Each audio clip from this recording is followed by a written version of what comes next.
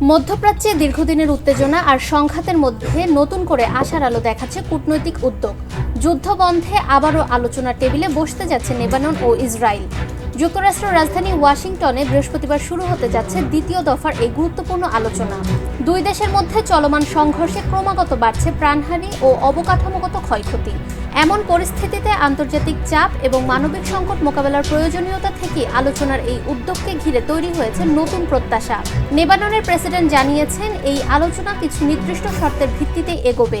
এর মধ্যে রয়েছে ইসরায়েলি আগ্রাসনের সম্পূর্ণ অবসান, লেবাননের ভূখণ্ড থেকে ইসরায়েলি সেনা প্রত্যাহার, বন্দীদের মুক্তি, আন্তর্জাতিক সীমান্তে সেনা মোতায়েন এবং যুদ্ধের ফলে ধ্বংস হওয়া অবকাঠামোর পুনর্গঠন শুরু।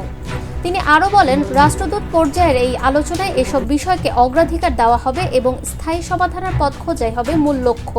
এর আগে প্রথম দফার আলোচনার ফলে গত 16 এপ্রিল থেকে 10 দিনের একটি অস্থায়ী যুদ্ধবিরতি কার্যকর হয়েছিল।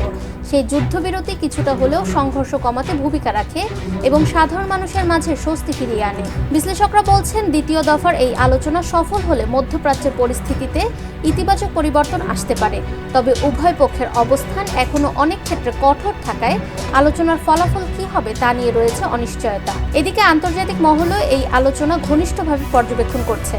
যুক্তরাষ্ট্র সহ বিভিন্ন দেশ চায় দ্রুত একটি স্থায়ী যুদ্ধবিরতি কার্যকর হোক এবং সংঘাতের অবসান ঘটুক। ফাহমিদা বিনতে আনোয়ার, নিরপেক্ষ।